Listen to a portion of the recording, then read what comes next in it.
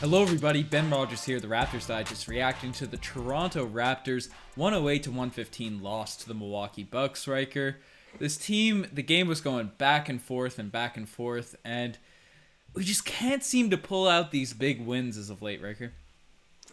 This one, you can't hang your head too low in a loss against the Milwaukee Bucks, Ben. This is a fantastic regular season team. In my opinion, one of the best ever. These guys have an incredible core. They're long, they're great defensively, they have a good coach. They have their question marks come playoff time, but to be close, to be competitive throughout the whole game, that's not an overall negative. But Ben, there is issues at large that were frustrating this one, like always throughout this entire season. And I don't know. I know that fans are just starting to get frustrated, Ben. Yeah, I see what you're saying. And we've had some tough opponents over the past two games against Indiana. Really nice win in the first game against Indiana and against Miami, and then a tough loss in the first half of that Miami series. So to come out here, you and I said we'd like to at least have a winning record in this sort of 5-game stretch. We did have a losing record, but the games were close. There wasn't any games that were just horrid, but we have that sort of impression. At least I do, and I think most Raptors fans were.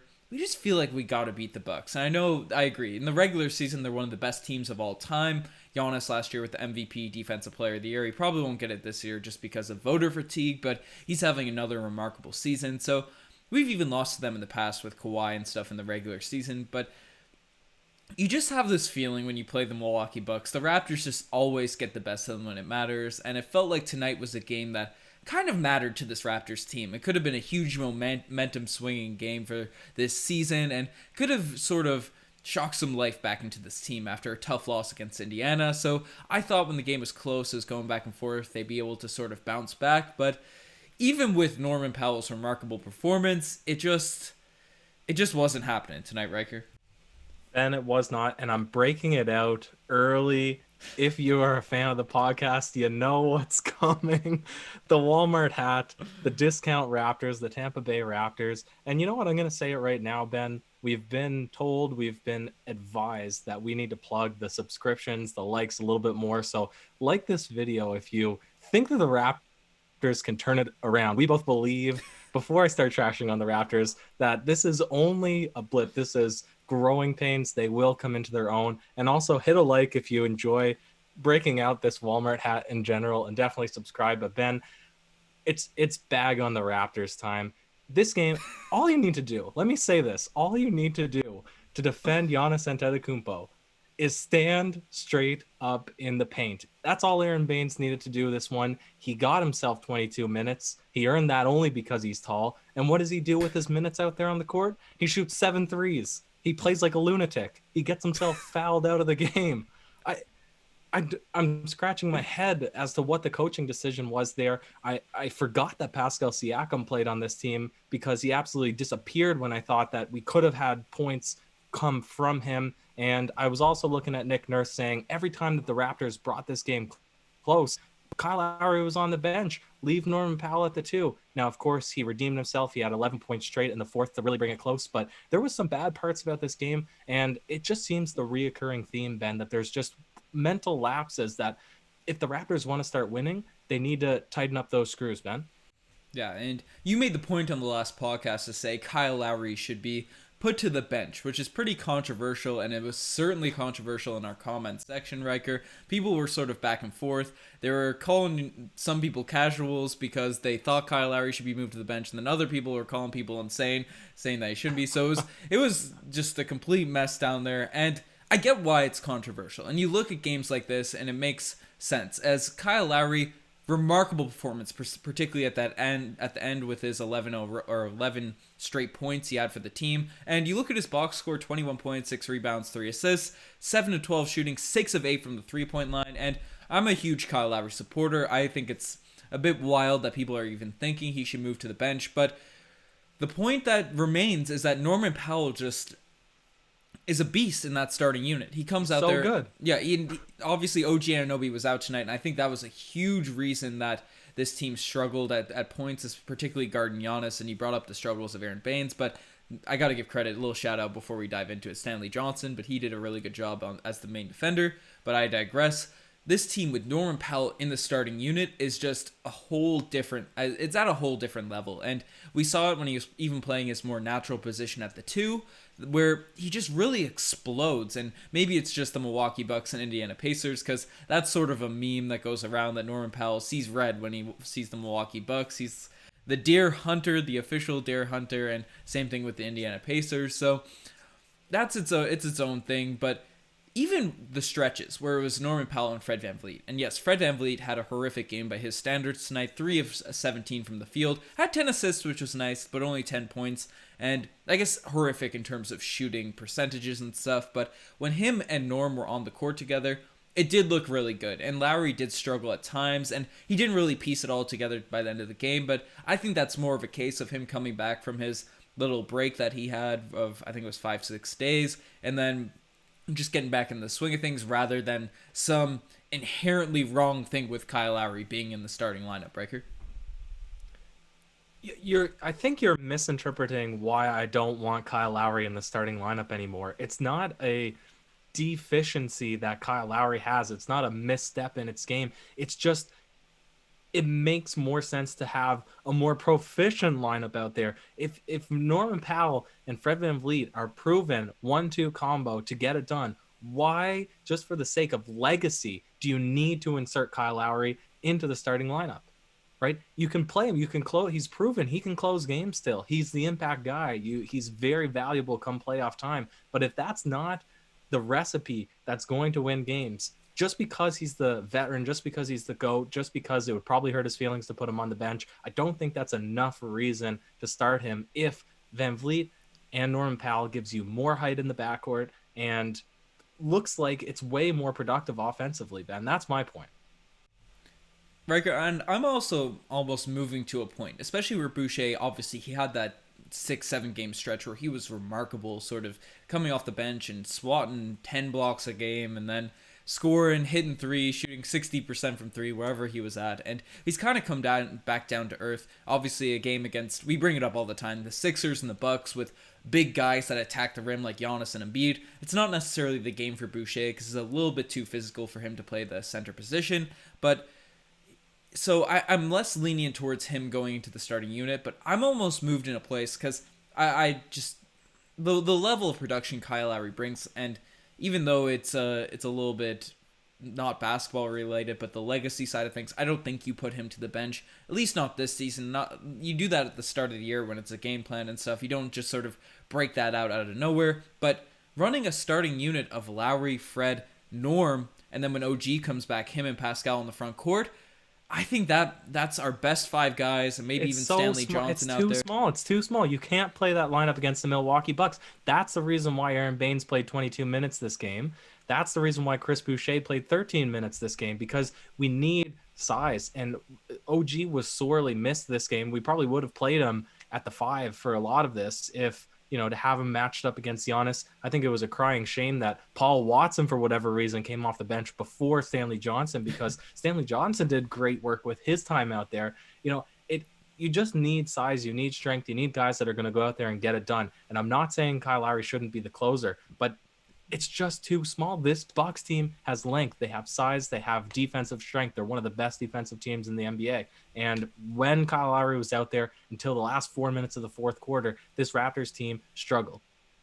Yeah, and I get the point against the Milwaukee Bucks, and Aaron Baines obviously played a lot of minutes tonight, and he did a good job at times being underneath the rim, but still, I wasn't crazy impressed with his overall performance, and you alluded to the fouling and the just hucking up threes all night, so it's nice to see him confident and that he's actually at least trying to be a threat out there on the offensive end, but still, his pick and roll defense is tough, and he's not the rim protector that a guy like Marc Gasol or Serge Ibaka were, so it's tough to see him really get a bundle of minutes. But I get you have to run length, and maybe we have to make some roster moves, but you can get that size with even Stanley Johnson out there, and a lot of people are calling him to start at center. I've seen that sort of meme run around, and I guess we've talked about it enough. We've left it this long with Stanley Johnson. Only 14 minutes tonight, but I thought he did a really good job guarding Giannis Antetokounmpo. I thought his on-ball pressure, his help side stuff was really great to see. Utah came out and just hustled, as he always does. What were your thoughts from those two guys, Riker?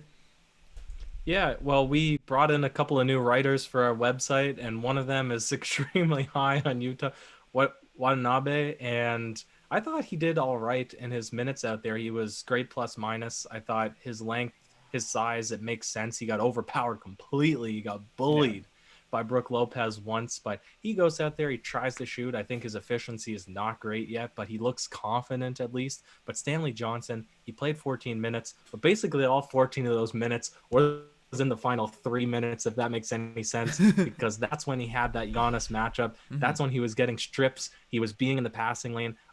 He went from being a meme, Ben, from being absolutely unplayable. We were going to rename the We were DeMarre gonna Carroll rename the Gold gold Star after star. We were good. This was gonna be Stanley Johnson on the screen right here. That's this how would have. that's how much in the doghouse this guy was, and how much he struggled when he was out there playing. But he has done a complete 180 with his time as this past like few even month with on the Toronto Raptors. He's just earned the respect of Nick Nurse, the coaching staff, the rest of it, the fan base with his hustle, his energy, and now obviously he came out, he earned his minutes with just being able to guard people, to be hustle, be that replacement of Hustle Jefferson, and not be a complete liability in terms of 3-point shooting. But now we've sort of seen his offense come into form. He had a couple threes tonight, and one of those threes down the stretch, Ricker, was really encouraging. It had me hyped up. It had pretty well everyone hyped up, but Well, swing it's it to the segments, Ben. If we're talking about it, we got to go to the segments here. yeah, tonight Let her roll. the spicy Pele of the day, and it's not going to Siakam as you brought up because he kind of disappeared a lot of this game. But Stanley Johnson had a clutch bucket. It could go to Kyle Lowry's run at the end that really brought the Raptors back in it or made it competitive again. But Stanley Johnson hit that clutch corner three. The fact that we have faith. Imagine me telling you, Riker, telling the fan base, going back in time 6 weeks and say, you know what? You're going to feel confident when you get two clutch shots from Stanley Johnson to beat the Milwaukee Bucks in the regular season. And obviously the second one didn't go down, but I just felt a bit of at peace that he had that shot and he hit the first one right here. 8 for 13. His last miss, I believe, made him 8 for 14 at home or at Tampa. And you're right, Ben. This is a complete 180. He wanted all the smoke. he wanted that final shot, and I think that Jack was frustrated that he took that shot because it was a Yeah. quick possession. They had 50 seconds left. They could have ran a set. They could But have it was maybe had an open. opportunity. It was open. I don't care to lose that way because to Yeah. me it wasn't. Yes, a close game. It's won or lost on the final shots. It's a make or miss league. That's the cliche in basketball. But to have Stanley Johnson hit that dagger corner three to bring it to 4, and then have the opportunity the very next play to shoot it again when he's feeling good, Yeah. that's not bad. I'm not faulting him for this L. I'm putting this on a combination of things throughout the game, Ben. So I completely agree with you. What a career turn it's been for Stanley Johnson. Stan the man, I'm going to call him. Stan the man, the Stanimal. Imagine we're in Toronto, Riker, the fans are in Toronto, and Stanley Johnson just hits two clutch threes against the Milwaukee Bucks to lead the Raptors to a win. That would have been like the Kawhi shot. That would have been. I guess there wasn't any fans around the OG shot, but that would have been equally as hype. But unfortunately, not all plays can be the spicy Pele of the day, and some just make you say, "Oh, geez, Riker." And I think we saw Peter Parker and Mary Jane out there on the basketball court It was tonight. looking cute, Ben. It was looking cute. Um, I'm gonna play the role of Norman Powell playing Mary Jane. He was driving baseline. He slipped. He was just sitting down, and Brook Lopez. He just leaned. Can I get it on the camera? He Oh, leaned yeah. down over him. This is the POV of Norm. Went for the kiss. Everybody in Reddit thinks they were gonna kiss. I thought it was gonna happen. It was weird. He was just making a play of the ball or something. I don't know. Yeah, definitely, certainly an OG's play of the game, and a wild camera work by Riker right there, getting right into that. I think, I think you should grow out the hair, man. I think you look good with the towel over there. I know you're a big fan of the long hair, so I don't know. Leave in the comments what you think. But finally, the infamous, the one, the only DeMarre Carroll Gold Star Award, not the Stanley Johnson Gold Star Award tonight, and there's a few things. We've alluded to some of them, but there's a few things this could go to, Riker. Yeah, Ben, surprisingly, it's not going to Fred VanVleet tonight Mhm. because he shot 3 for 17. He shot 17% from the field. He still put in a good game. I challenge anybody to give me the eye test and say that Fred VanVleet didn't need to be out there. He played fantastic. It's going to Pascal Siakam for doing virtually nothing this game. It's going to Aaron Baines for playing like garbage. We want you to be a pylon. You just need to be a pylon, and you can't even do that. You have too much movement. Your only role is to stand straight up in the lane. Pylons You know, don't shoot 7 threes. Put that that on a t-shirt. can somebody give us a mock design? Pylons don't shoot 7 threes. I will make that a shirt. I will pay money to wear that during our podcast if somebody makes it. Then that to me, that's the DeMar Carroll gold star right there. Yeah, and people are still they're calling, and you've named that the Nick Nurse Walmart hat on many's a podcast, and people are calling out Nick Nurse saying, "Where is Matty T? Where is Matt Thomas?" Obviously, the defense, it's tough to go up against the Milwaukee Bucks, especially when you don't trust the guy, but he came out, I think it was in the second Indiana Pacers game, got some minutes at the end of the third quarter. I think it was one singular minute actually, and got a 4-point play, and it was a quick huck up. It was a swag shot for Matt Thomas. So, do you think Nick Nurse is holding this guy back? Obviously, Terrence Davis has been horrific in the past few games. Came out tonight. I don't know if he was terrible. Riker had 8 points in 19 minutes, but definitely not outstanding by any means. What are your thoughts on that whole Matt Thomas situation? Terrence Davis had a dirty step back three on Giannis. Listen, the smallest guy that they're playing out there is DJ Augustine. They got Connaughton off the bench who's big, Bryn Forbes off the bench who's big. Like, there's no small guys coming off the bench really for the Milwaukee Bucks. You need to have your defense on at all times. And Matt Thomas, who Nick Nurse basically has said it, his defense is not good enough for him to trust him in certain matchups. It makes sense that he's not going to play against Milwaukee, regardless if he's going to come out and splash threes, because the Raptors, they needed stops. They needed to consistently get stops all game long. In other series and other playing against Indiana, Matt Thomas definitely deserves to play that one. They have no bigs. They have Turner and Sabonis. That's it. But Well, and they got bigs, just not like big guards. yeah, Yeah. so not this matchup for Matt Thomas though. Yeah, it's an interesting case because you look at players across the league like JJ Redick who aren't necessarily. He even says it on his own podcast. He's not out there for defense. He struggles on that end of the floor. But I don't think Nick Nurse came into the season when he said he expects Mac Thomas to have a consistent role. For him to come out and be a Stanley Johnson, OG Anunoby, Utah type where you're just clamping people down and being a defensive threat. But I think he probably assumed that Matt Thomas would be able to come out there and just play within the system, be able to do things, not miss rotations, hit the bash cutters, do all the things that are off the ball that JJ Redick does do that keeps him on the court. Even guys like Kyle Korver was the same deal. And Nick Nurse said the reason he's not getting the minutes is because he's not playing within the system. It's not necessarily because of the other things like getting blown by, being smaller, all that sort of stuff. So obviously maybe an OG has the leash to miss one of those plays because he's such a good on-ball defender. He can recover in those sorts of things. But Matt Thomas doesn't have that leisure, and if he's not playing defense, that's a prerequisite for this Toronto Raptors squad. And Stanley Johnson, to his credit, he didn't play defense last season when he was out there, and that's why he didn't get his opportunities. And now that he came in with this new attitude, this new focus, he got his opportunities, played through his mistakes, and now we're looking at him as the guy people are saying should be our starting center, Riker. Dreams come true, Ben. Dreams come true. Let's hope that the Raptors are collectively dreaming about just getting a win for once. We saw Bradley Beal crying, seemingly crying or praying on the bench after the Wizards came 3-1 or 3-1. They would love to be 3-1, 3-10 in the East. So let's not suffer that same fate. The Raptors need to get a couple of W's in the column. I believe we're playing Orlando. We're playing the Sacramento Kings. Like, if these are L's, then we have some serious issues. Yeah, we got just pulling up the schedule now. Our next game's versus the Sacramento Kings. Then we have Orlando. Then we have that trash squad in Brooklyn. Then we have Atlanta and Memphis. So Wizards, we have some easy games coming up. So hopefully we get a little win streak going. But yeah, you guys are the best for making this far. Check out the Twitter, the Instagram, all the cool stuff. Got lots of cool stuff happening over at the RaptorsDigest.ca, so we're plugging that to death. I think we're back on the TikTok scene, Riker. Had a week of community guidelines violations for, I guess they didn't like our takes about the Toronto Raptors, but don't know why TikTok is banning us over there, because we just put out the similar content to here. So there's that, and yeah, you guys are the best to make it this far. You have any last words, Riker? Like, subscribe, all that. You got the deal. We didn't really realize that likes actually really matter, and they help us out a lot in like subscriptions and stuff. So we're plugging that a little bit more. So definitely do that. We'd really appreciate it.